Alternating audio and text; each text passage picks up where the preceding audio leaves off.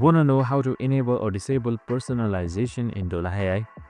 So personalization is really important for your chatbot to radio and for ads and much more as well. So in this video, I'm going to show you how you can enable or disable them easily. So let's get straight to it. Now first things first, you can just simply open up your Dola AI application. So once you have opened it up, you should be under this interface right here. So now once you're under this interface, on the top right side, you should be seeing your profile right here. So if you are not logged in, we have also created a video on how to log in, so make sure to watch it. So once you've logged your avatar, here you should be seeing settings. Just simply select that. And now once you're under settings, scroll all the way down until you see account. Just simply select account. And now once you're in account, here you should be seeing various options that you can choose from. So right here you should also be seeing personalization. So you can just simply disable it if it's enabled. So it should show you a warning as well. So just simply select turn off. In order to turn on, just simply turn on again. And that's it. I hope this video helped. If it did, make sure to like, subscribe, and tune in with us for more of these videos. See you in the next one.